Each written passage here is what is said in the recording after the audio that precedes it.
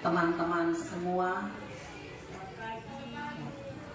Pertama-tama kita sama-sama mengucapkan syukur pada Tuhan oleh karena kita masih diberikan kesempatan pada pertemuan kali ini. Selanjutnya saya juga mau mengucapkan terima kasih banyak kepada teman-teman yang sudah boleh meluangkan waktu dari segala kesibukan yang ada untuk boleh ada bersama-sama dengan kami calon guru penggerak dalam rangka kami menyebarkan pemahaman dan penerapan budaya positif. Perlu Bapak Mama ketahui bahwa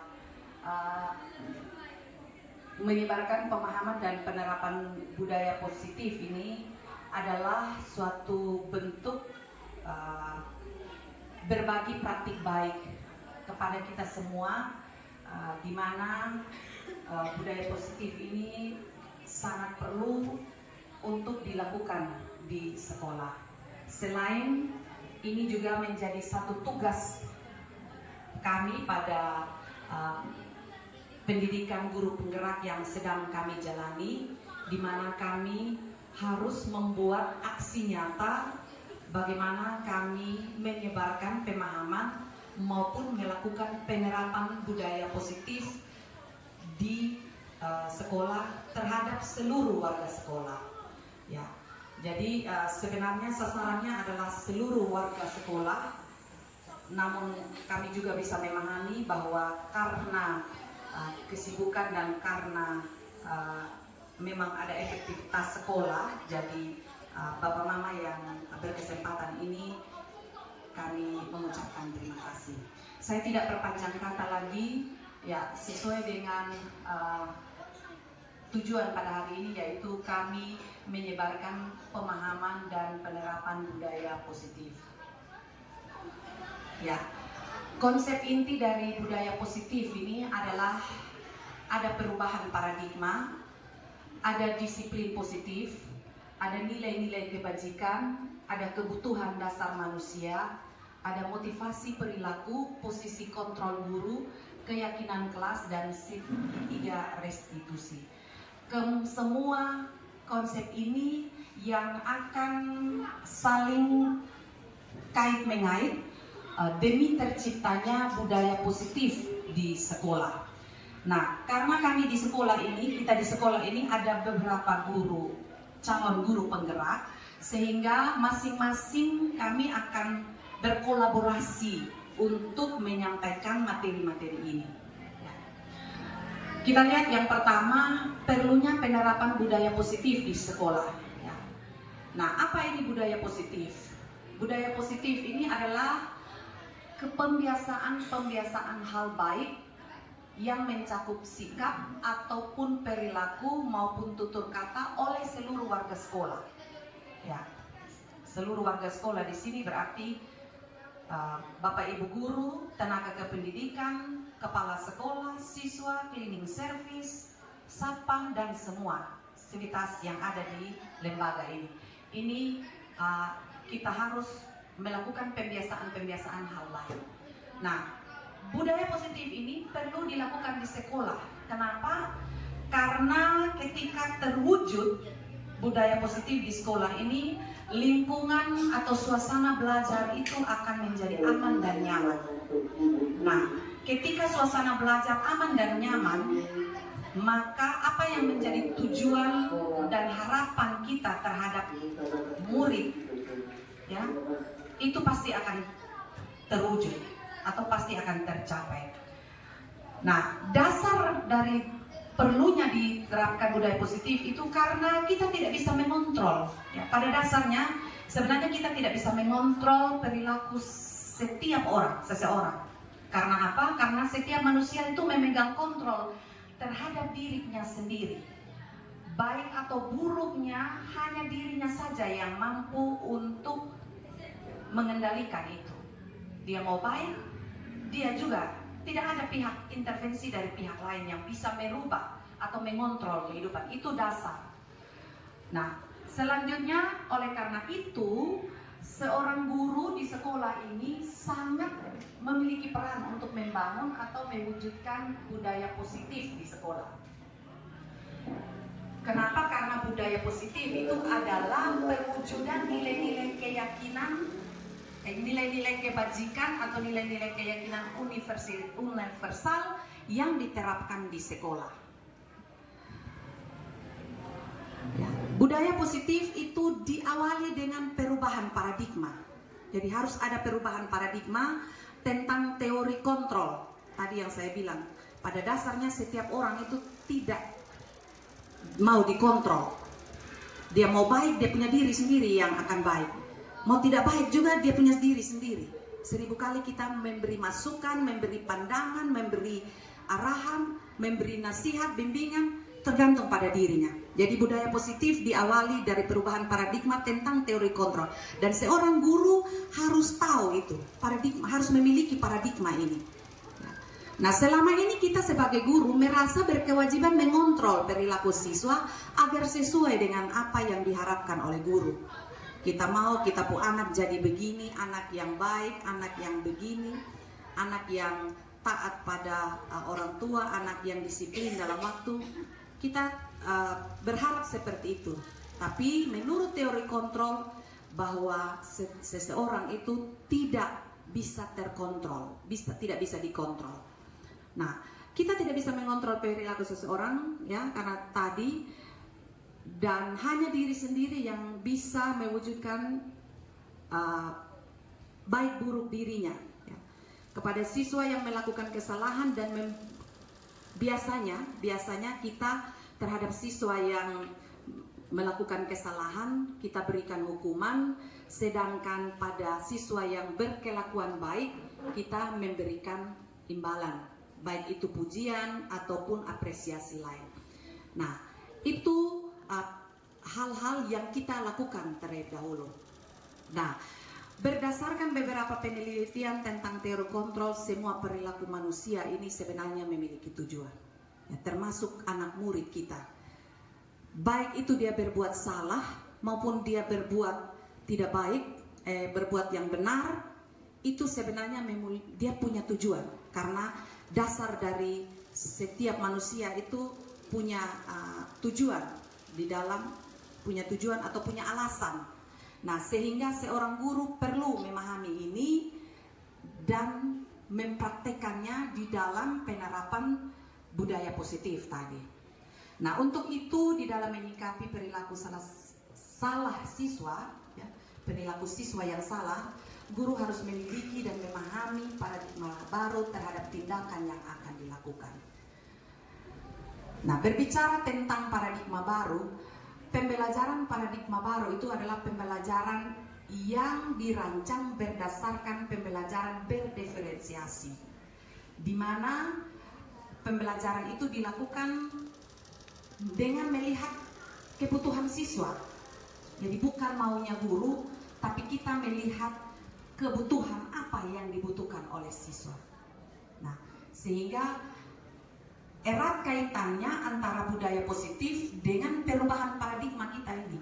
Kalau kita sebagai guru sudah memahami dan memiliki paradigma bahwa melayani murid itu harus dengan prinsip pembelajaran berdiferensiasi, maka semua rancangan kita terhadap perlakuan yang akan kita lakukan terhadap murid tentu atas didasarkan dengan kebutuhan yang diharapkan oleh siswa.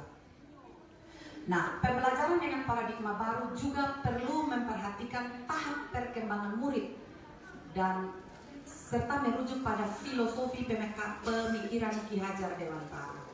Ya. Pemikiran Ki Hajar Dewantara itu kita tahu bersama mengusung asas trikon, ya, Tutwuri Handayani, Ingar Sosantulodo, Ingmadia Mangunkarsa, di mana anak itu diyakini dan dipercayai sudah memiliki kodrat, sehingga menurut Ki Hajar Dewantara, kita ini hanya akan menebalkan laku yang ada. Ki Hajar Dewantara mengibaratkan seorang guru itu seperti petani.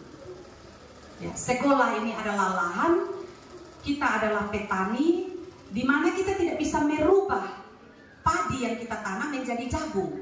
Yang bisa kita lakukan adalah padi itu kita rawat, beri pupuk, beri air yang cukup supaya padi itu bisa menghasilkan yang baik.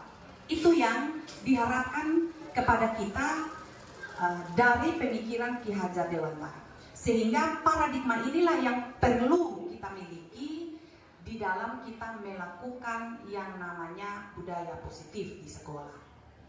Karena tujuan akhir dari suatu pembelajaran atau suatu pendidikan, pendidikan dan pembelajaran ini tidak bisa dipisahkan.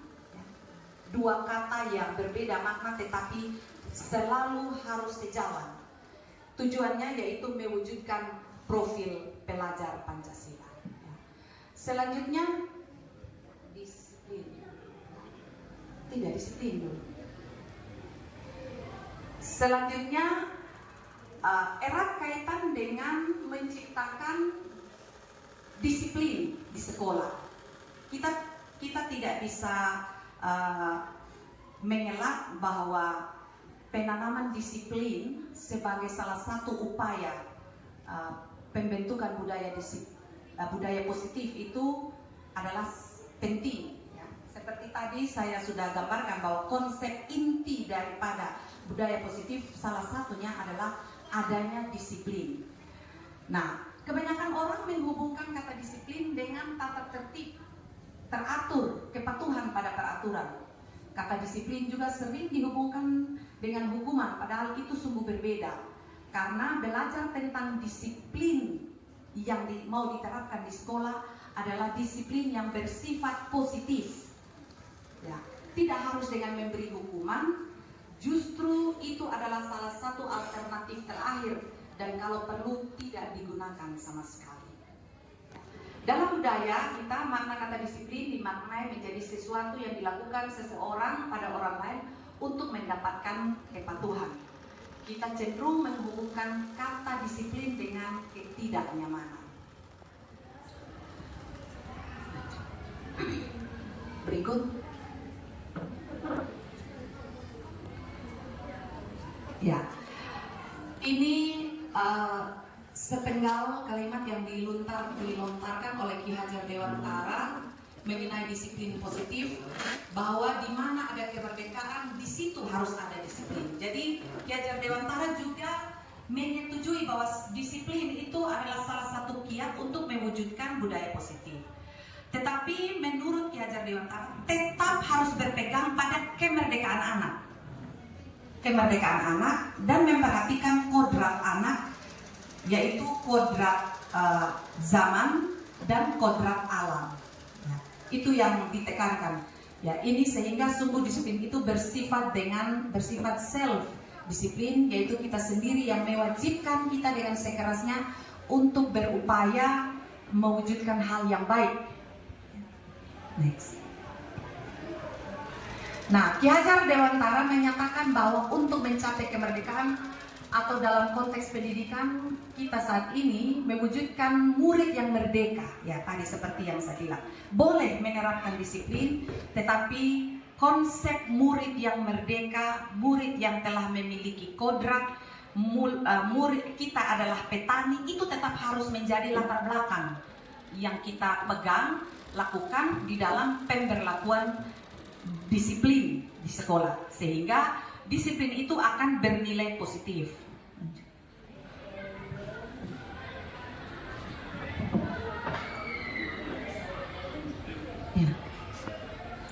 Ya, pengertian disiplin positif. Disiplin positif adalah suatu pendekatan untuk menerapkan disiplin dari dalam anak tanpa hukuman atau hadiah.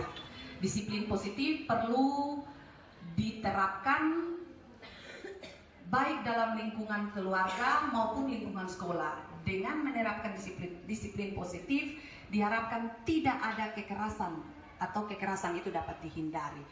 Jadi disiplin positif ini tadi kata kuncinya tanpa ada hukuman ataupun hadiah.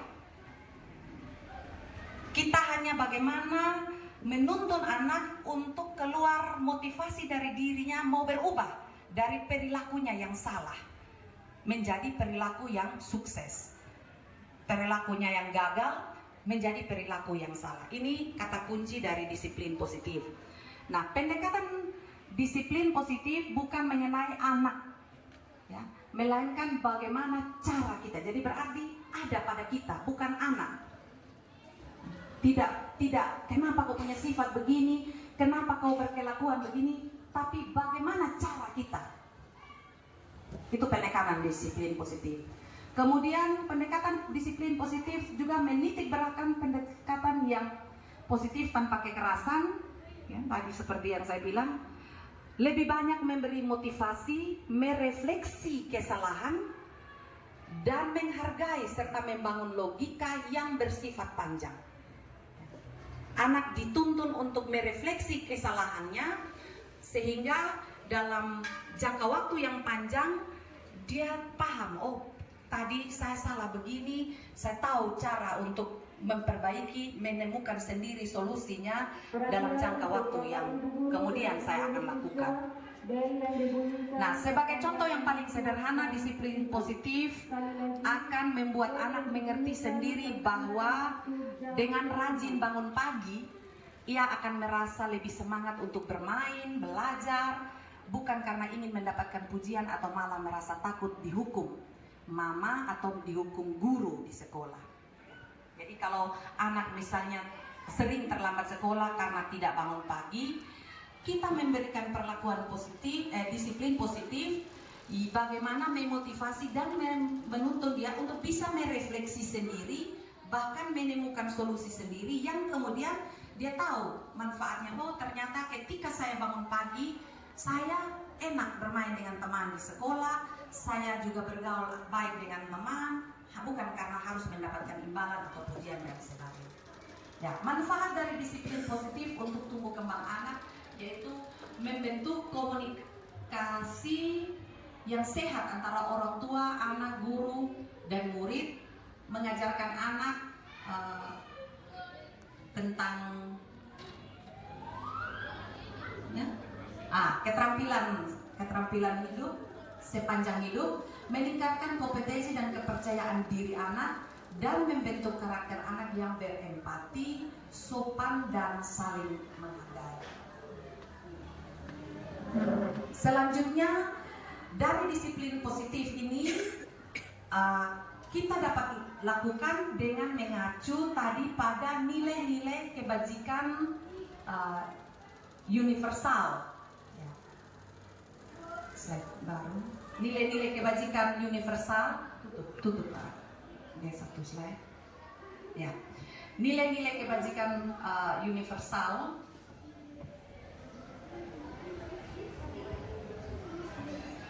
slide berikut. Ya, nilai kebajikan atau nilai universal adalah sifat positif manusia yang merupakan tujuan mulia yang ingin dicapai oleh setiap individu.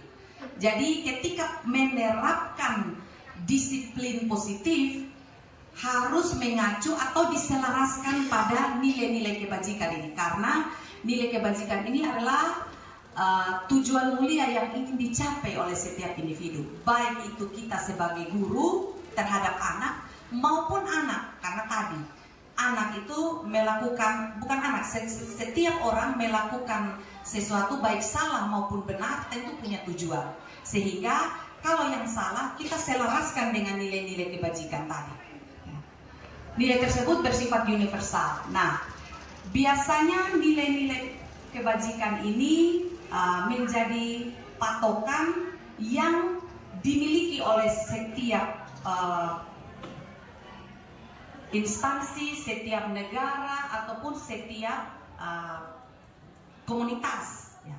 Termasuk kita pendidikan, ya, Kementerian Pendidikan, Dinas Pendidikan, termasuk sekolah, kita mengacu pada nilai kebajikan universal, yaitu profil pelajar Pancasila. Sehingga di dalam melakukan penerapan disiplin positif tadi untuk mewujudkan budaya positif, nilai kebajikan ini yang kita jadikan pegangan, bahwa anak diharapkan nanti akan beriman, mandiri, bernalar kritis, berkebinekaan global, bergotong royong, dan kreatif. Nilai ini dianggap paling relevan, paling cocok untuk komunitas atau organisasi pendidikan. Nah, ini ada beberapa contoh nilai kebajikan dari instansi lain atau institusi lain. Ya, PIP, pendidikan yang berbasis sekolah luar negeri begitu, mereka juga menerapkan, tapi ini yang mereka punya. Sedangkan kita berlaku mengacu kepada toleransi terhadap profil Pancasila. Nah, ini juga ada salah satu contoh karakter 9 pilar karakter: cinta Tuhan, kemandirian, dan sebagainya. Ini institusi lain punya lagi, bukan dinas pendidikan.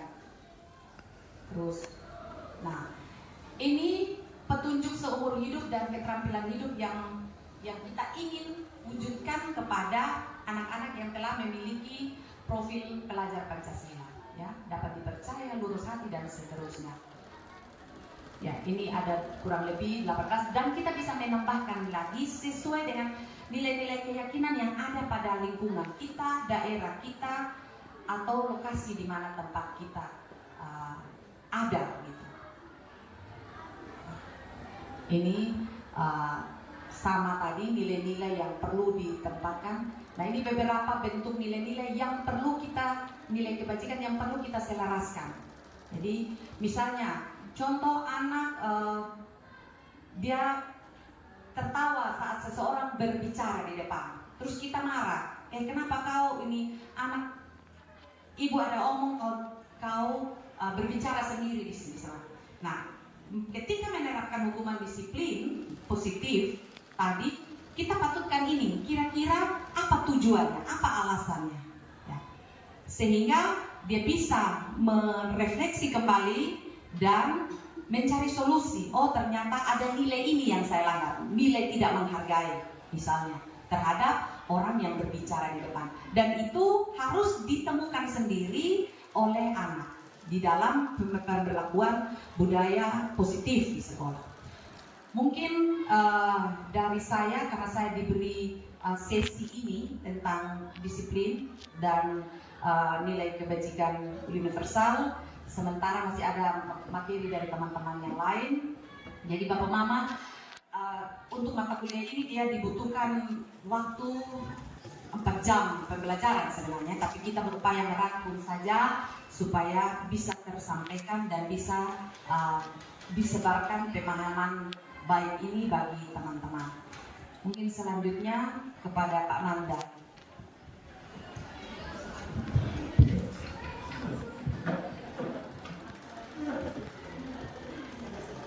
Saya duduk saja supaya lebih santai. Terima kasih atas waktu dan kesempatan yang diberikan kepada saya. Terima kasih juga untuk teman-teman yang sudah meluangkan waktu. Oke, saya akan menyampaikan materi tentang teori motivasi, hukum, dan penghargaan. Saya peringatkan sendiri. Tanya Pak Ronald. Oke, ada 3 motivasi dasar perilaku manusia. Ada 3 dasar. Yang pertama itu untuk menghindari ketidaknyamanan atau hukuman. Jadi manusia melakukan suatu hal yang untuk menghindari hal-hal yang menurut dia tidak nyaman. Dia mau yang nyaman-nyaman saja. Dan yang berikut, dia menghindari hukuman. Ya, kayak kita mungkin di beberapa instansi yang lain, kita melakukan kerja karena takut atasan marah. Kalau kita di rumah takut istri marah kalau tidak kerja. Takut lagi. Hati-hati sampai pulang. Tenang. Yang kedua, untuk mendapatkan imbalan atau penghargaan dari orang lain. Ya, ini motivasi kita melakukan sesuatu. Dan yang ketiga, untuk menjadi orang yang mereka inginkan dan menghargai diri sendiri dengan nilai-nilai yang mereka percaya. Jadi 3 ini intinya adalah keikhlasan melakukan sesuatu. Tanpa penghargaan, tanpa imbalan, tanpa penghormatan, kehormatan. Jadi kalau di SKP ini bernama nilai loyalitas. Ya, jadi bekerja dengan keikhlasan. Nah, pada saat kita menerapkan disiplin positif tadi yang disampaikan oleh Ibu Herlina, ya kita di sekolah ya rata-rata masih sering memberi hukuman atau konsekuensi, dan ada beberapa sekolah hebat lain yang sudah menjalankan restitusi. Nah, silakan dijawab di dalam hati saja apa perbedaan dari ketiga ini: hukuman, konsekuensi, dan restitusi. Saya akan bahas satu persatu yang membuat ketiganya ini menjadi berbeda. Hukuman, ya, bersifat tidak rencana atau tiba-tiba, jadi bergerak. Sini kau, sana, tak,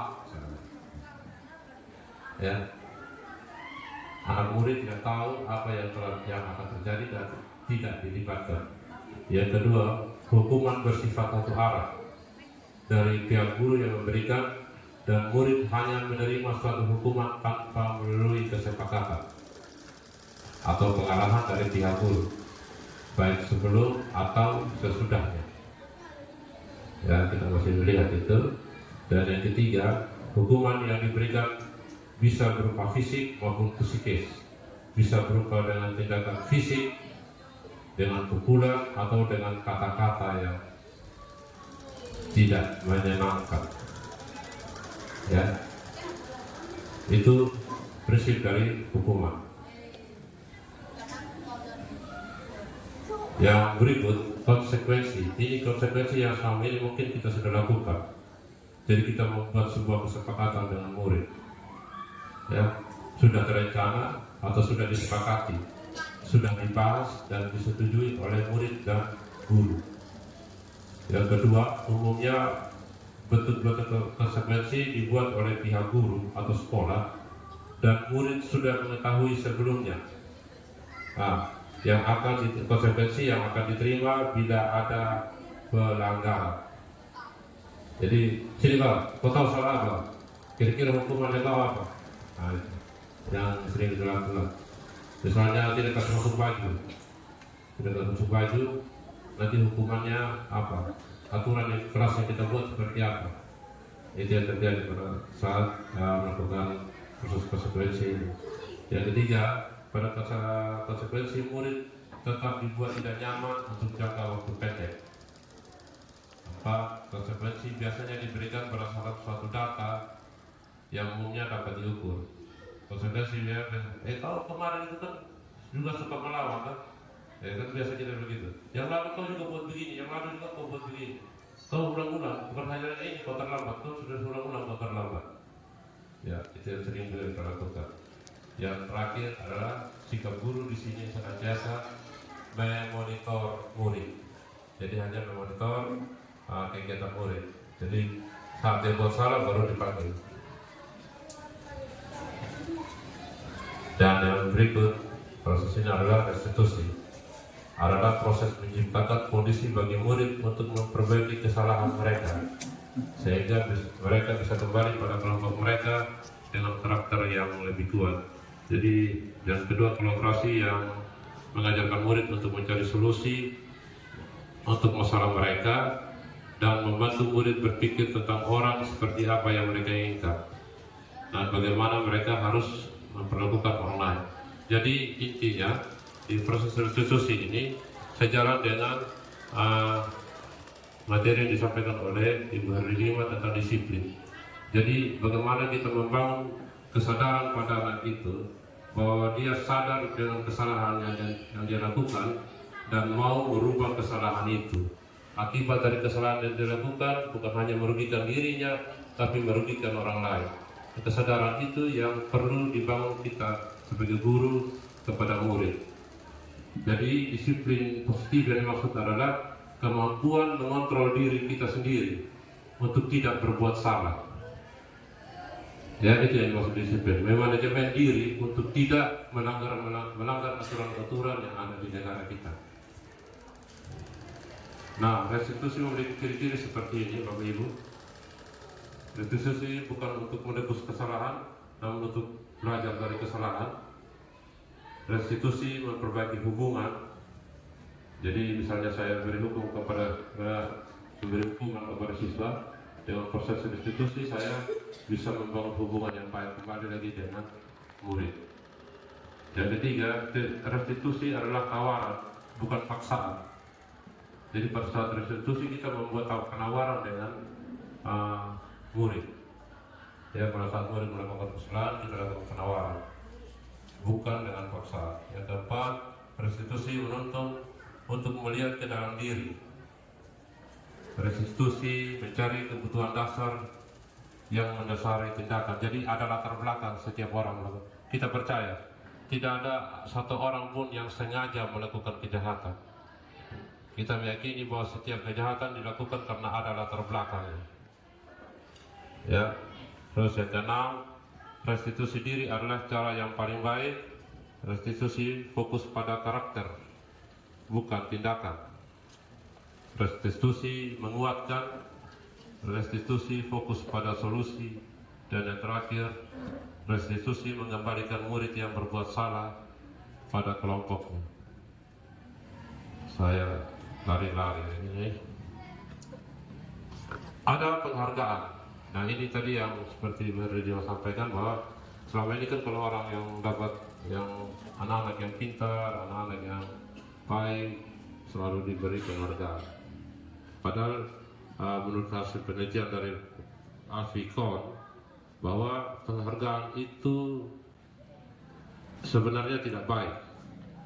Ya, kalau kita di dalam satu kelas langsung diberi penghargaan begitu, karena akibatnya akan seperti yang tertera dari poin 1 sampai poin 7. Ya, penghargaan tidak efektif, penghargaan merusak hubungan. Saat saya memberi penghargaan pada anak yang satu, maka anak yang tidak menerima penghargaan akan muncul rasa iri hati. Jadi guru yang tergerak, bergerak, dan menggerakkan.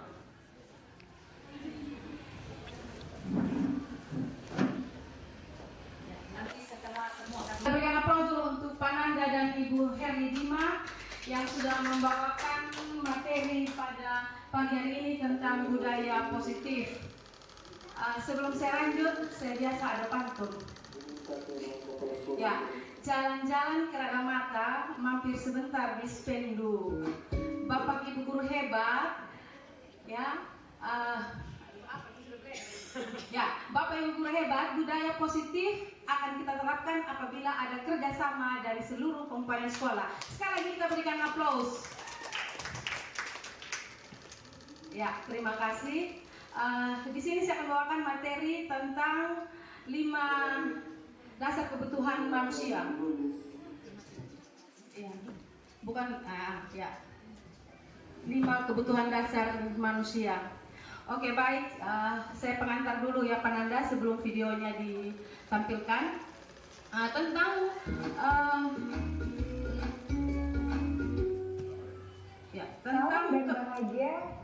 tentang kebutuhan dasar manusia. Nah, mengapa termasuk dalam budaya positif? Di sini kita berbicara tentang perilaku peserta didik. Berarti ada hubungannya dengan 5 dasar kebutuhan manusia. Seperti halnya kalau kita 5 kebutuhan dasar manusia. Seperti halnya kalau kita melihat tentang kebutuhan pokok manusia itu ada 3, yaitu ada sandang, pangan, dan papan. Dan itu sangat mempengaruhi tentang kehidupan manusia. Nah, kalau yang ini kita berbicara tentang 5 kebutuhan dasar manusia dan sangat eratnya dengan perilaku siswa, dan ini juga sangat berpengaruh tentang kualitas pendidikan. Jadi apa yang harus kita penuhi sebagai seorang guru terhadap siswa, dan apa yang harus dipenuhi juga oleh seorang siswa agar kebutuhannya dalam mencapai pendidikan yang berkualitas dapat tercapai. Nah, sebentar dalam video ini kita akan melihat apa dan tujuan akhir dari 5 kebutuhan dasar manusia. Ya, terima kasih Mbak Nanda. Silakan kita saksikan videonya. Bapak Guru 9A sampai 9E untuk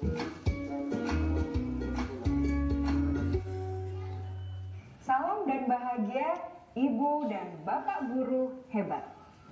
Untuk membangun budaya sekolah yang positif dengan lingkungan yang aman dan mendukung murid untuk menjadi pribadi yang berdaya, seimbang, dan bahagia, salah satu upaya yang dapat dilakukan oleh guru adalah memahami kebutuhan dasar yang mendasari perilaku murid. Pada video kali ini, kita akan membahas tentang 5 kebutuhan dasar manusia.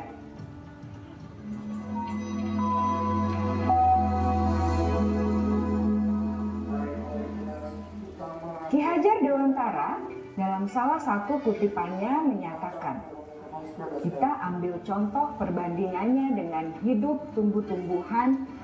Seorang petani dalam hakikatnya sama kewajibannya dengan seorang pendidik yang menanam padi misalnya. Hanya dapat menuntun tumbuhnya padi. Ia dapat memperbaiki kondisi tanah, memelihara tanaman padi, memberi pupuk dan air, membasmi ulat-ulat atau jamur-jamur yang mengganggu hidup tanaman padi, dan lain sebagainya. Ketika guru memahami kebutuhan apa yang mendasari perilaku murid, dan guru berusaha menuntun dan mendukung murid dalam memenuhi kebutuhannya secara positif, pada hakikatnya guru tersebut ibarat seorang petani yang sedang berusaha memahami kebutuhan masing-masing tanaman, dan ia berusaha memenuhi kebutuhan tanaman tersebut agar dapat tumbuh dengan subur dan maksimal. Dr. William Glasser, seorang psikiater dari Amerika Serikat, menyatakan bahwa seluruh tindakan manusia memiliki tujuan tertentu, yaitu memenuhi kebutuhan dasarnya. Ketika kelima kebutuhan dasar telah terpenuhi secara memadai, maka murid akan tumbuh dengan seimbang dan bahagia. Sebaliknya, ketika kebutuhan dasar tidak terpenuhi dengan baik, maka seseorang akan mengalami emosi negatif seperti bosan, sedih, dan kecewa. Bahkan mereka dapat melakukan perbuatan yang bertentangan dengan nilai-nilai kebajikan atau melanggar peraturan. Dengan kata lain, perilaku buruk seseorang biasanya adalah respons dari kebutuhan yang tidak terpenuhi. Namun, mereka tidak tahu cara untuk menyampaikannya. Ada 5 kebutuhan dasar manusia menurut Dr. William Glasser, yaitu yang pertama, kebutuhan untuk bertahan hidup atau survival. Yang kedua, kebutuhan untuk merasa diterima atau love and belonging. Yang ketiga, kebutuhan akan kebebasan atau freedom. Yang keempat, kebutuhan akan kesenangan atau fun. Dan yang kelima, kebutuhan akan penguasaan atau power. Kebutuhan dasar yang pertama adalah kebutuhan yang bersifat fisiologis untuk bertahan hidup atau survival. Misalnya, kesehatan, rumah, dan makanan.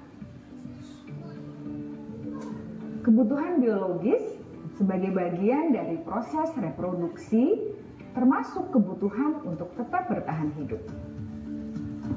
Kebutuhan untuk merasa aman juga termasuk dalam kebutuhan ini.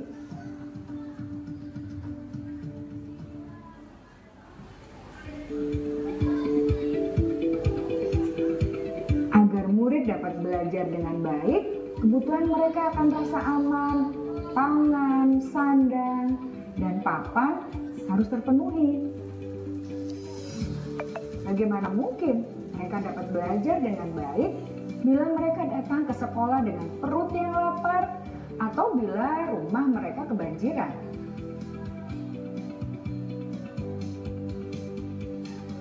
Setelah kita mengetahui kebutuhan pertama yang sebagian besar bersifat fisiologis, mari kita lihat kebutuhan kedua sampai kelima yang semuanya berhubungan dengan psikologis.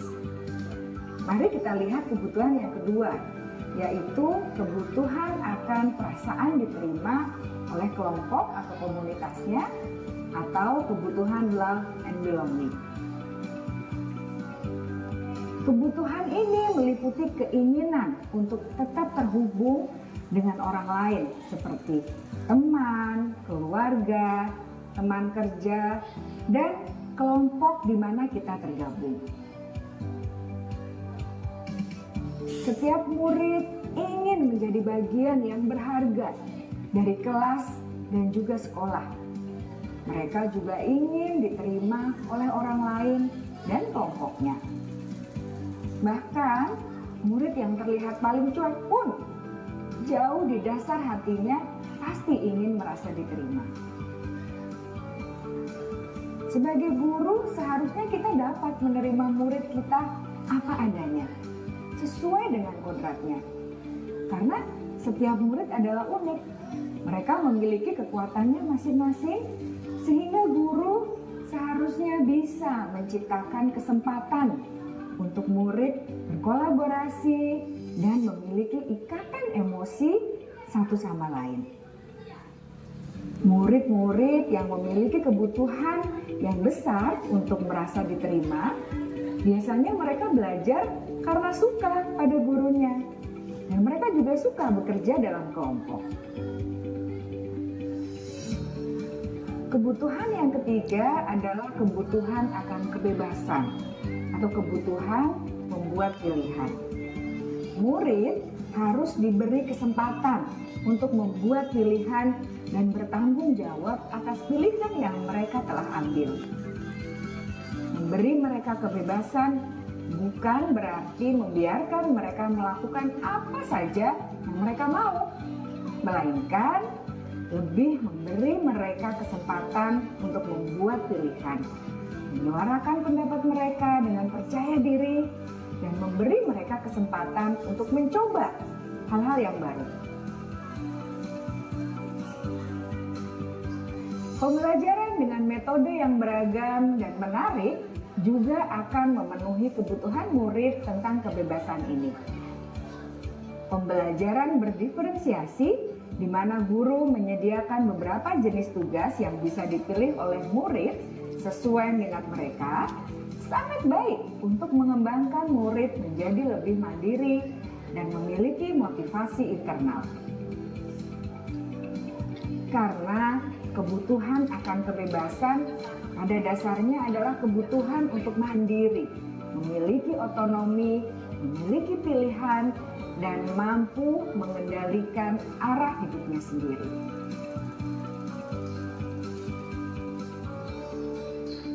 Kebutuhan yang keempat adalah kebutuhan akan kesenangan. Bayangkan Bapak Ibu, hidup tanpa rasa senang. Betapa menyedihkannya. Glasser menghubungkan kebutuhan akan kesenangan dengan belajar. Jangan sepelekan kebutuhan murid untuk merasa senang di kelas. Sebagai guru, jangan ragu-ragu untuk dengan sengaja memasukkan kegiatan yang menyenangkan dalam kelas. Murid-murid dengan kebutuhan dasar kesenangan yang tinggi ingin menikmati apa yang mereka lakukan. Mereka juga konsentrasi tinggi saat mengerjakan hal-hal yang disenangi.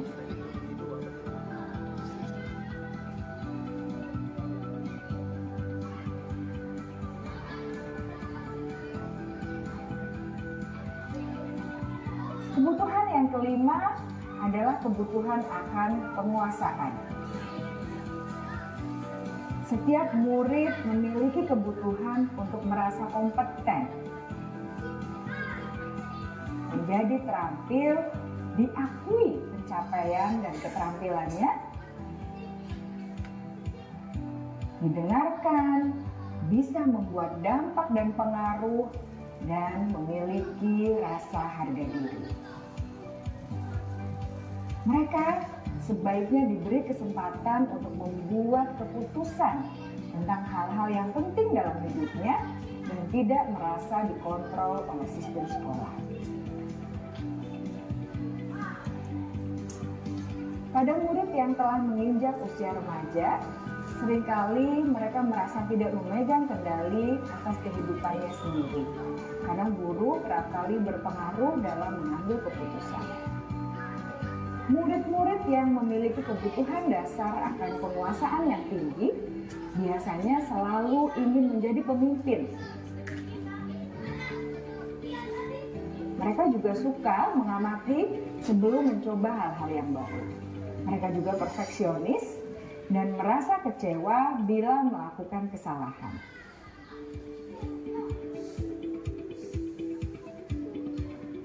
Ibu dan bapak guru sangatlah penting bagi kita untuk mengetahui kebutuhan dasar murid-murid, agar kita memahami alasan dibalik sikap dan tingkah laku mereka. Bila murid berperilaku buruk atau melanggar peraturan, sehingga tindakannya tidak sesuai dengan nilai-nilai kebajikan, maka guru harus mencari tahu alasan yang mendasari tindakan tersebut dan kebutuhan apa yang belum terpenuhi. Melalui percakapan dengan guru dalam pendekatan disiplin positif, murid dapat diajak untuk bersikap reflektif dalam mengenali kebutuhan-kebutuhan yang berusaha mereka penuhi dan mendasari tindakan mereka. Jika guru mengabaikan perilaku buruk murid-murid, maka perilaku tersebut akan berpengaruh pada suasana kelas yang kurang kondusif dan akan berpengaruh pada tujuan dari pendidikan itu sendiri. Ibu, bapak guru hebat, mari kita menjadi guru yang lebih baik dengan memahami kebutuhan dasar murid-murid kita dan senantiasa membimbing mereka untuk menjadi pribadi yang berdaya, seimbang, dan bahagia. Salam dan bahagia, Ibu dan Bapak guru hebat.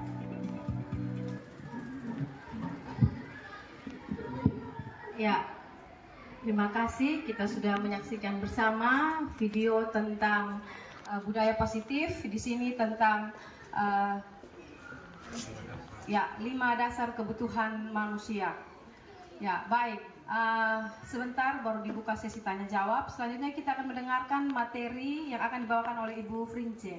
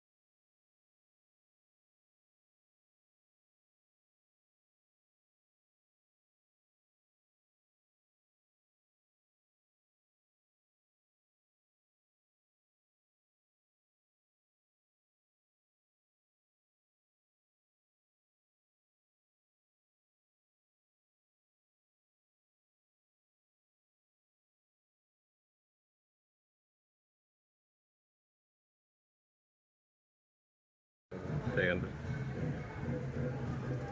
Pegang dulu.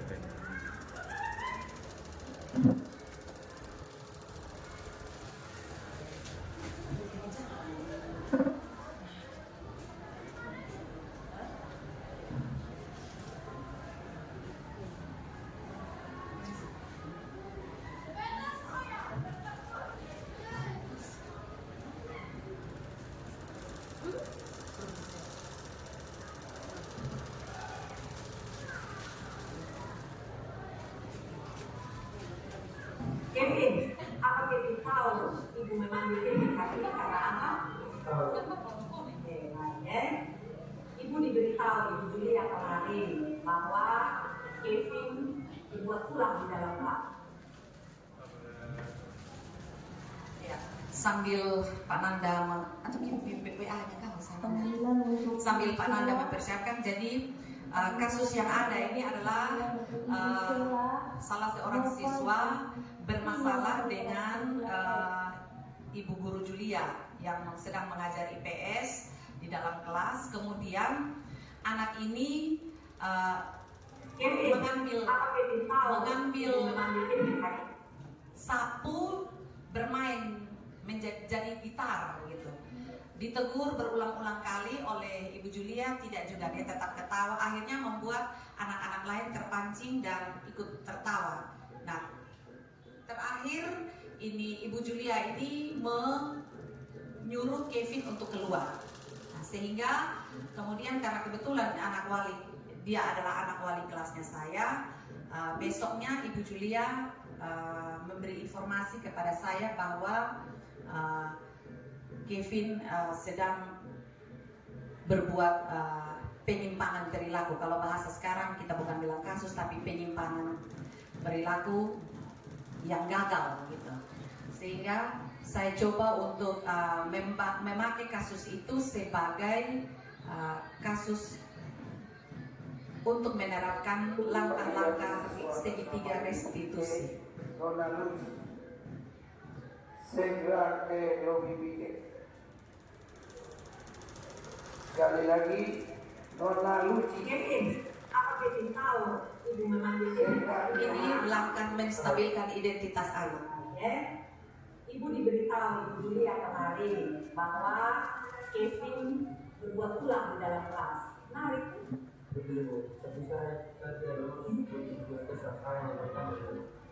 Hanya bercanda saja. Oh begitu, ya. Ibu menghargai ya kejujuran Kevin dan Kevin punya niat untuk bercanda, itu manusiawi. Hanya ibu perlu kasih tahu Kevin bahwa ada yang salah dari sikap Kevin ini. Kevin tahu apa yang salah dari sikap Kevin? Apa? Tidak menghargai Ibu Julia. Ya, tidak menghargai guru atau tidak menghargai Ibu Julia di dalam kelas. Nah, apakah itu sesuai dengan keyakinan kelas kita? Tidak sesuai. Nah, nilai keyakinan apa yang tidak sesuai? Tidak menghargai orang. Ya. Jadi nilai keyakinan tidak menghargai orang lain itu yang tidak sesuai. Nah, Kevin bersedia memperbaiki. Bersedia. Bagaimana cara Kevin memperbaiki? Minta maaf. Meminta maaf pada meminta maaf pada Ibu. Itu boleh Kevin lakukan, tapi Kevin harus lakukan itu dengan sungguh-sungguh, tidak hanya sekedar karena sudah salah itu minta maaf, tapi tidak sungguh-sungguh keluar dari hati. Harus sungguh-sungguh. Kalau itu pertemukan Kevin dengan Ibu Julia, bagaimana Kevin akan bicara pada Ibu Julia? Ibu, saya minta maaf atas sikap saya yang kemarin dan saya berjanji tidak akan mengulangi lagi dan saya akan menghargai guru atas kebetulan.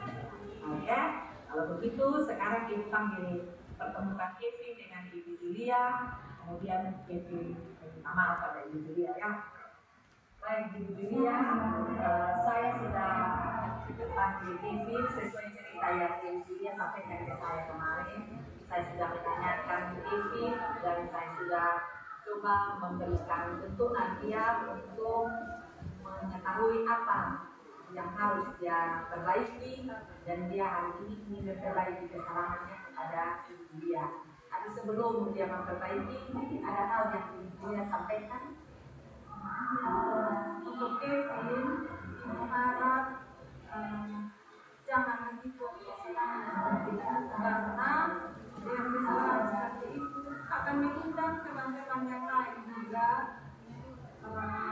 menjadi anak yang berbuat hal yang tidak baik seperti itu. Jadi Ibu harap Kevin jangan lagi mengulangi kesalahan yang sama. Ini pertama dan terakhir untuk Kevin, ya. Nah, itu Kevin sudah dengar Ibu Julia apa yang disampaikan oleh Ibu Julia, ya. Sekarang bagaimana sikap Kevin untuk memperbaiki kesalahan terhadap Ibu Julia? Silakan Kevin, kuat, ya. Ibu Julia, saya bersama atas saya kemarin, dan saya berjanji tidak mengulangi lagi dan akan menghargai guru atau siapapun. Oke, untuk kesalahannya Kevin, Ibu maafkan, dan Ibu harap Kevin tidak akan mengulangi kesalahan yang sama. Jadi Ibu harap Kevin bisa jadi pribadi yang lebih baik, jadi ubah sifat dan anak Kevin yang sudah Kevin lakukan sama dia. Salam. Ya, jadi itu cuplikan video penanganan suatu kasus dengan langkah-langkah segitiga restitusi, di mana pertama kita mencoba stabilkan identitas anak, mencoba stabilkan itu dengan menghargai, tetap menghargai, walaupun perilaku yang dibuat itu salah, tapi kita tetap menghargai. Tadi kalimat yang dipakai di situ adalah ibu menghargai kejujuran Kevin, karena banyak orang yang walaupun sudah salah tapi susah untuk mau jujur. Nah, itu tahap untuk menstabilkan supaya dengan stabil identitas dia akan mengalir bercerita pada kasus, pada apa yang dia lakukan. Nah, setelah menstabilkan identitas, kemudian mencoba dengan memvalidasi tindakan. Di sini peran guru itu hanya menuntun saja apa tindakan yang salah. Biarkan anak menemukan sendiri letak kesalahannya di mana, letak kegagalannya di mana. Setelah itu baru dikaitkan dengan nilai keyakinan kelas yang universal tadi. Seperti kita saksikan di video, ada nilai tidak menghargai orang lain yang dia sudah lakukan. Jadi kira-kira seperti ini model penanganan kasus yang diharapkan bagi kita Bapak Ibu guru. Itu paling ideal adalah pola restitusi dengan 3 langkah yang tadi sudah digambarkan. Terima kasih untuk kebersamaan kita. Selanjutnya kami berikan waktu untuk sesi tanya jawab. Ya, silakan Mbak Fani. Ibu Katrin.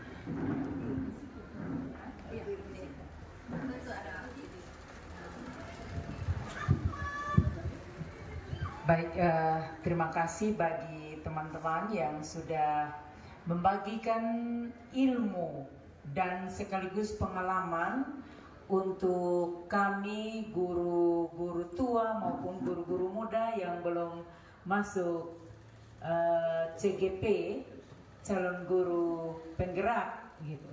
Ya, tentunya sekali lagi terima kasih banyak untuk kelima pembicara. Ada hal-hal yang ingin saya tanyakan kepada Bapak Ibu sekalian. Hal yang pertama saya ingin katakan begini. Idealnya seperti yang dikatakan oleh Bapak Ibu tadi. Itu yang pertama. Hal yang kedua, materi-materi yang telah disampaikan tadi, saya yakin sekali kita di SMP Negeri 2 Waingapu sebagiannya kita sudah laksanakan, ya. Tentunya tinggal mempertahankan itu dan berkolaborasi lagi dengan teman-teman yang sudah mendapatkan ilmu ini, tentunya para CGP, sehingga bisa diterapkan dengan baik. Terus pertanyaan saya yang pertama, tentunya disiplin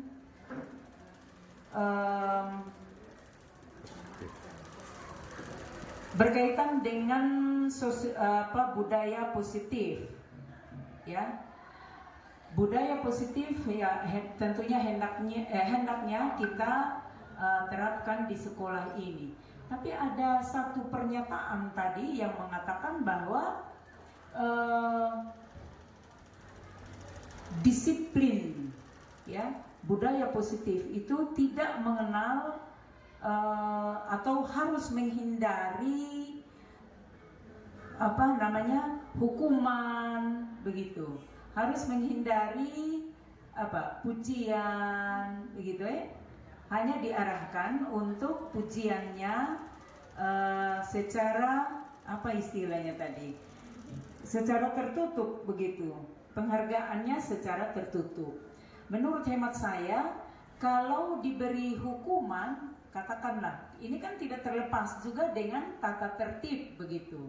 Tata tertib yang juga kita buat secara bersama-sama. Ada siswa, ada guru, ada pegawai, komite, begitu. Nah, apakah pemberian hukuman, misalnya kita sudah menerapkan 7.20 itu pintu pagar sudah ditutup, anak-anak diberi hukuman untuk kembali, artinya mereka tidak lagi dapat menggunakan haknya untuk belajar di sekolah, padahal itu hak anak, begitu. Nah, berkaitan dengan tidak tertib waktu, kita memberi hukuman seperti itu. Nah, bagaimana kaitannya dengan tata tertib ini, begitu. Hal yang kedua, dikasih reward atau penghargaan secara tertutup. Menurut hemat saya, penghargaan itu diberikan saja secara terbuka supaya anak-anak yang menyaksikan keberhasilan teman-temannya itu bisa termotivasi untuk membuat hal yang sama. Ini menurut hemat saya. Kira-kira dasar pemikiran apa sehingga membuat pernyataan seperti ini, reward atau penghargaan itu harus diberikan secara tertutup, begitu. Terus hal yang berikut,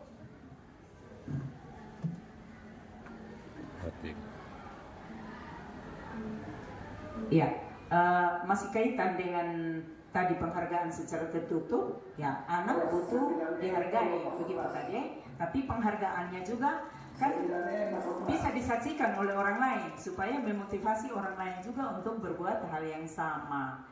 Terus yang berikut, kepada pembicara yang kelima tadi, membuat kalimat-kalimat larangan, jangan buang sampah di sembarang tempat dan seterusnya. Berarti kalimat larangan diganti dengan sebuah pernyataan. Bisa mungkin seperti itu sehingga tidak membingungkan, begitu. Jadi bukan jangan membuang sampah lagi, tapi buanglah sampah pada tempatnya. Itu ya, ini saja yang dapat saya sampaikan. Mohon penjelasan. Terima kasih. Mari kita beri aplaus untuk Ibu Katrin yang sudah boleh memberi umpan balik bagi sosialisasi kita pada saat ini. Ya, nanti ini akan sama-sama kita berkolaborasi untuk memberikan pemahaman bagi Ibu Siring dengan apa yang disampaikan oleh Ibu Katrin. Yang pertama tadi berkaitan dengan disiplin positif, ya, bahwa kita kaitkan dengan tata tertib, ya. Tadi kalau tidak salah yang disampaikan oleh Pak Nandai bahwa idealnya dan kita kalau mau membangun yang namanya budaya positif, sesuatu aman dan nyaman di sekolah, memang harus hal-hal yang positif yang harus kita lakukan, sehingga termasuk memberi disiplin pun juga disiplin yang positif. Ya, ketika kita membuat peraturan, berarti itu kalau peraturan itu masih bersifat sepihak, sehingga kalau kita mau jujur, mungkin kita pun tata tertib di sini kita belum melibatkan anak. Yang paling ideal untuk sekolah itu sebenarnya melibatkan seluruh warga sekolah, termasuk anak bahkan orang tua. Nah, apakah tadi peraturan 720 yang sudah bel dan 720 tadi itu anak dipulangkan itu juga sudah terwakili oleh anak-anak? Ini kan menjadi pertanyaan juga bagi kita. Nah, sehingga mungkin tadi yang namanya peraturan itu memang harus dikembalikan pada yang namanya keyakinan. Dan tata cara membentuk keyakinan seperti tadi sudah yang diungkapkan oleh Ibu Frince, bahwa keyakinan itu bisa saja keyakinan kelas, berarti antara murid dan guru, ataupun keyakinan sekolah. Jadi bukan lagi berupa tata tertib. Kalau masih berpegang pada tata tertib, ya seperti tadi sudah yang dikatakan bahwa aturan itu harus dijalankan sepihak karena memang sudah keluar aturan itu. Itu mungkin jawaban dari saya. Kemudian tadi lagi ada saya dengar tadi pertanyaannya penghargaan. Ya. Kalau tidak salah juga tadi sudah disampaikan oleh Pak Nanda bahwa ada dampak kenapa penghargaan itu juga menjadi tidak efektif. Karena kalau tadi Ibu Katrin bilang kenapa tidak dikasih di tempat terbuka. Memang di sisi lain penghargaan itu bisa memacu anak itu untuk termotivasi seperti itu. Tapi di sisi lain apakah motivasinya benar atau dia juga hanya karena ingin meraih penghargaan? Itu yang dihindari. Karena motivasi yang ketika dia hanya ingin mendapatkan penghargaan, pada suatu saat atau pada suatu titik ketika kita tidak memberikan lagi penghargaan terhadap hal-hal yang dia lakukan, maka akan menurunkan kualitasnya. Tadi dikatakan seperti itu, akan menurunkan kualitas terhadap upayanya. Jadi akan ada ketergantungan dari anak yang termotivasi untuk saya juga mau seperti itu supaya saya dapat penghargaan. Jadi boleh saja seperti yang disarankan oleh Ibu Katrin bahwa kenapa tidak kasih penghargaan dalam terbuka. Tapi itu tadi, apakah benar motivasi anak yang terpacu tadi juga mau berusaha lebih baik, benar mau menjadi lebih baik, atau karena mau kejar tadi penghargaan supaya saya juga dapat penghargaan sama dengan itu yang dihindari. Itu mungkin jawaban dari saya. Sementara kalau apalagi tadi keyakinan masih ada, kalau tidak nanti teman-teman lagi yang lain mungkin menanggapi. Kalau tidak ada, masih ditambahkan lagi ada hal yang masih belum dipahami atau belum ini, mungkin masih ditambahkan nanti. Terima kasih atas waktu yang diberikan. Saya hanya mencoba menanggapi dari pertanyaan pertama dari Ibu Katrin. Budaya positif dan disiplin positif.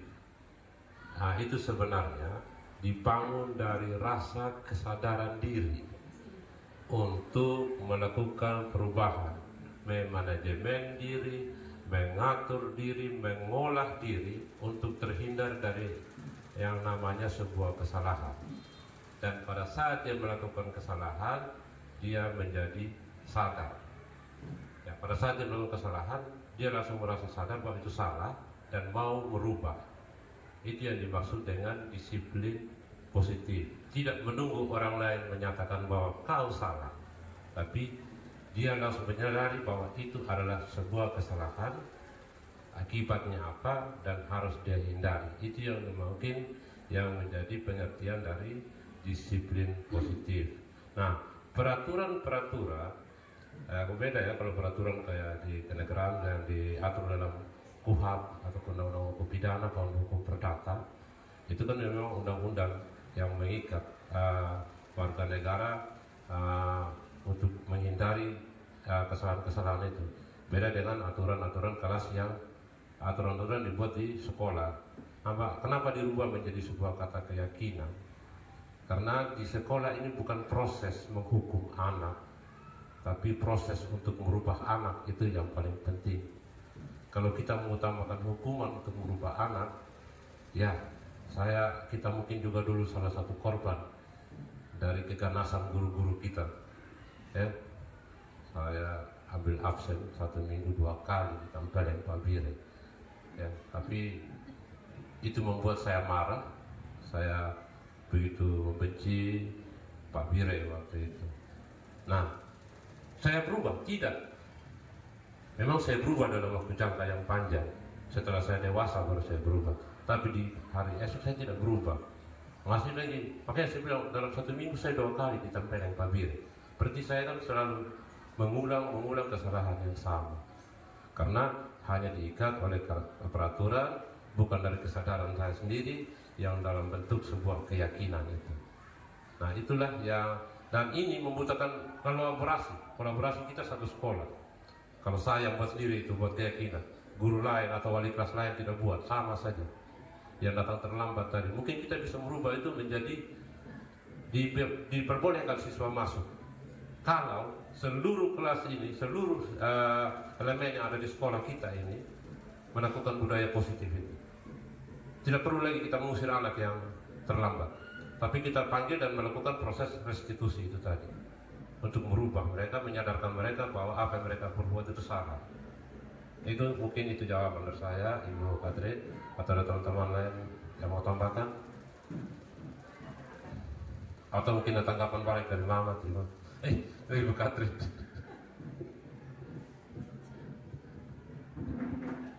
Ya, baik. Terima kasih atas penjelasannya. Itu dia tadi. Dalam sebuah lembaga pendidikan tentunya ada tata tertib begitu. Benar sudah apa yang disampaikan tadi. Idealnya seperti itu, ya. Nah, kita kaitkan juga dengan temperamen kita yang ada di NTT, yang harus dikasari dulu baru bisa berubah, ya. Mudah-mudahan dengan kelembutan yang ada, ya, dengan komunikasi seperti yang dicontohkan tadi, divideokan oleh Ibu Herli, ya, dapat benar-benar merubah sikap, merubah tingkah laku anak, ya. Itu tadi. Saya tidak pesimis, saya optimis untuk maju, ya, bisa mewujudkan budaya positif ini di lembaga, ya, pendidikan di SMP Negeri 2 Wengapu. Tentunya itu tadi, kolaborasi yang baik bersama-sama agar bisa tercipta sesuatu yang menyenangkan begitu. Ini yang dapat saya sampaikan. Terima kasih. Ya, terima kasih kembali kepada Ibu Katrin yang sudah boleh memberikan tanggapan tadi. Sekali lagi kami sangat berterima kasih untuk teman-teman yang sudah boleh ada bersama-sama dengan kami di sini untuk mendengar penyebaran atau menyebar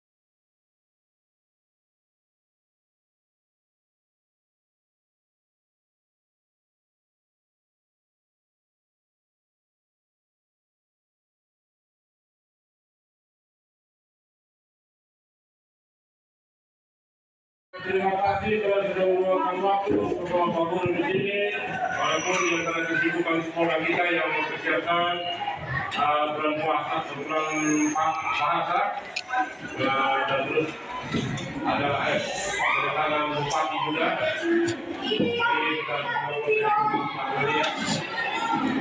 Dan yang berikut, hari ini kegiatan yang kita lakukan adalah membuat keyakinan keras. Keyakinan keras ini nama seperti yang dulu, ya, peraturan keras. Tapi sekarang disebut keyakinan keras. Kenapa disebut keyakinan keras? Karena berdasarkan kesepakatan kita bersama, berdasarkan nilai-nilai kita, ya, nilai-nilai kita universal, nilai-nilai yang kalian percaya, nilai-nilai yang bisa membuat kalian sadar akan kesalahan kalian, mau mengubah diri, dan tidak mau melakukan lagi kalian akan buat disertifikasi. Sekarang itu sampai saya mau peraturan seperti apa? Ya, tapi kalau peraturan pas jam pelajaran saya ingin bermain, saya buat peraturan bernama. Peraturan kalian buat saja peraturan kalian yang bisa menjaga kenyamanan kelas supaya kalian bisa nyaman saat belajar, aman dan nyaman saat belajar. Dan kalian bisa terhindar dari masalah-masalah. Paham itu? Jadi saya bagikan ini.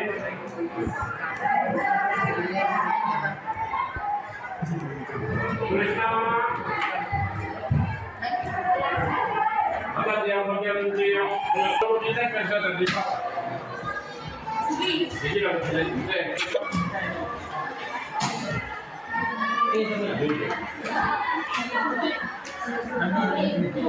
peraturan apa yang kalian suka, yang kalian mau buat, silahkan kalian.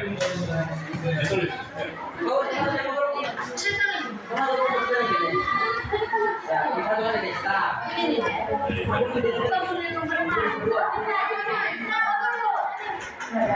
Tulis nama dan tulis peraturan.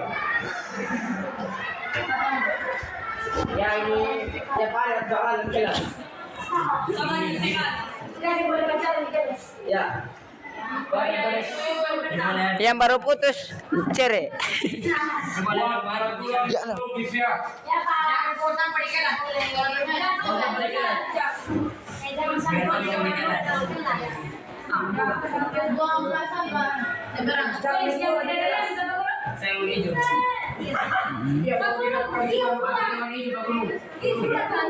untuk peraturan warna pink.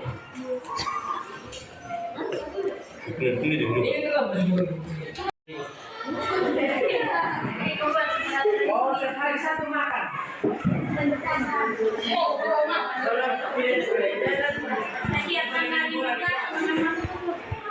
Oh ya ada jadwal. Waktu hanya 2 menit.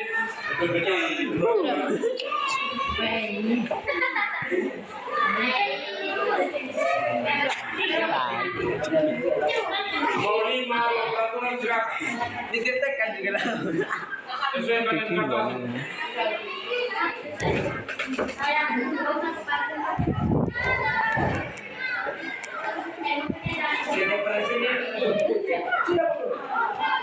Sudah?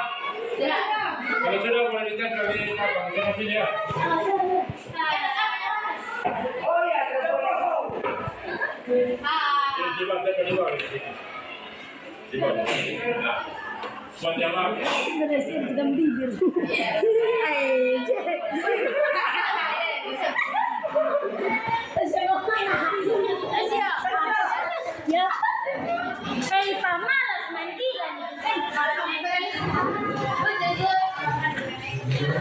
ini tompel.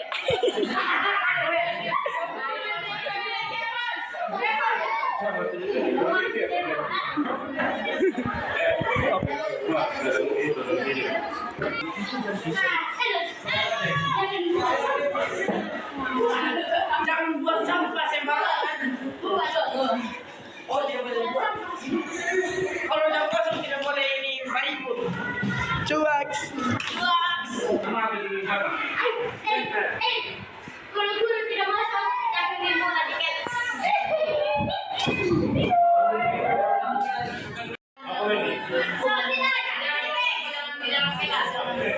Hei, Sajid, bagus.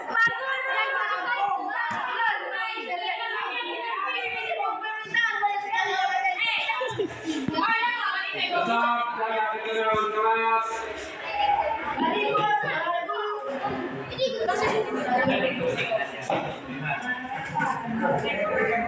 Mundur lagi di sana. Ambil dari komputer ya, komputer dan kerja. Mundur lagi. Tidak proses, kami potong kelihatan. Yang buat ini dari siapa? Samuel. Tidak apa nih? Tidak beribut, tidak buang sampah sembarangan. Terus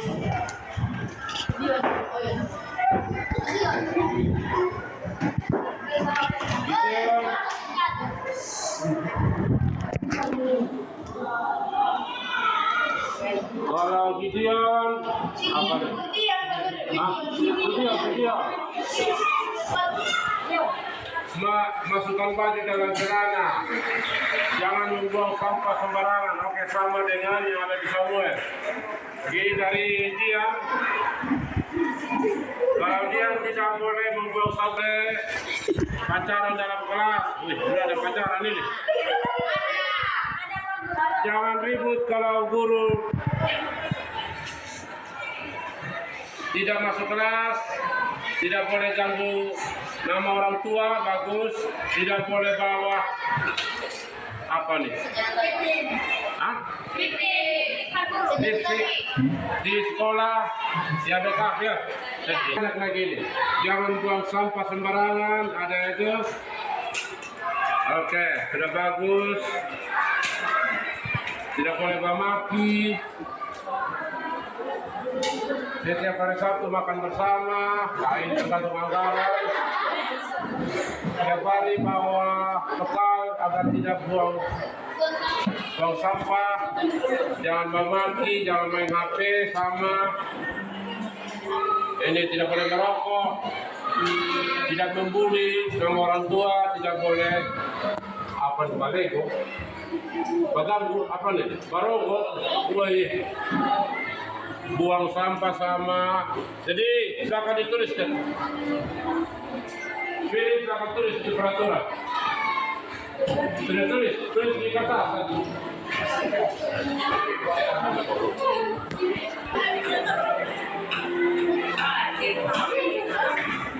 Yang sama jangan ditulis ya. Oke, tulis satu orang. Di sini yang pertama tidak beribut, tidak ribut, tidak ribut. Oke, tidak buang sampah sembarangan.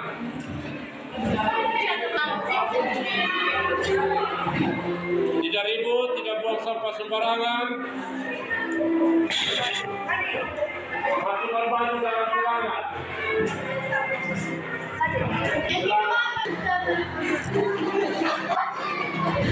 Oke, yang berikut.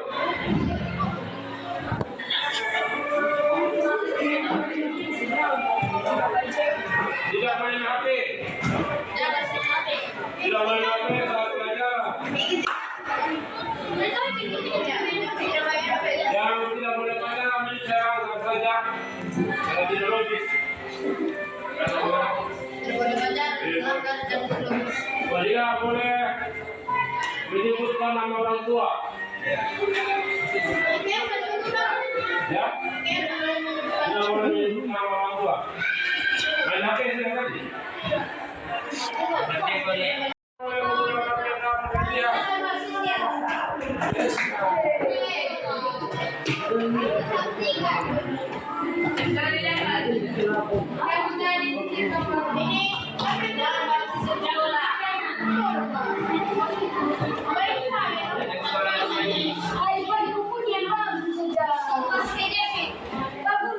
Sekolah segini beda bolu. Ya, sekolah segini.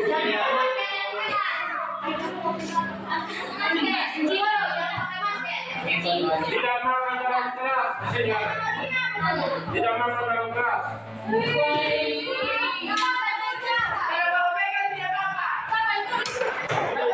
Kalau tidak ini kan baru usulan. Nanti kita semangati pasal.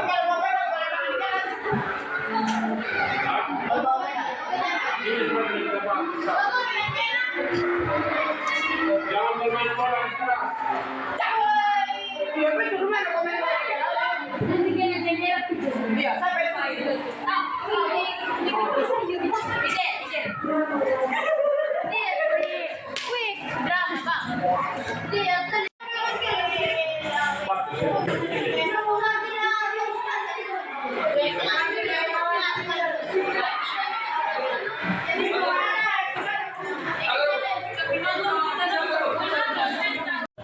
Oke, jadi peraturan-peraturan tadi yang banyak sekali menggunakan kata jangan atau kata tidak, kita buat dari sebuah pernyataan seperti kalimat yang tidak memaksa kalian menjadi kalimat yang membuat kalian merasa salah, artinya berubah dia menjadi kalimat yang positif. Dari kata tidak tadi adalah kalimat negatif, berubah menjadi kalimat yang lebih positif. Misalnya tadi tidak membuang sampah pada tempatnya, kita ubah menjadi buanglah sampah pada tidak menggunakan kekerasan fisik. Apa kita ubah menjadi apa?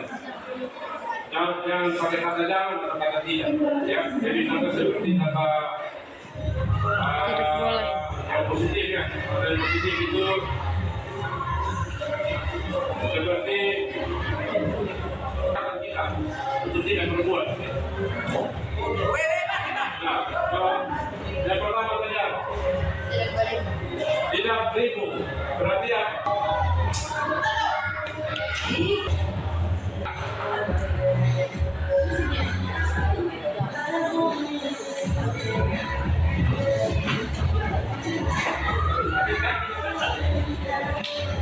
Yang berikut Tidak boleh main HP. Hah? Tidak boleh main HP dan teman-teman. Gunakan HP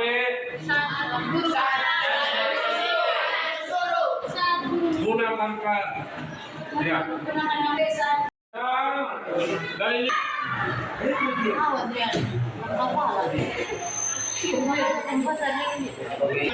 bersama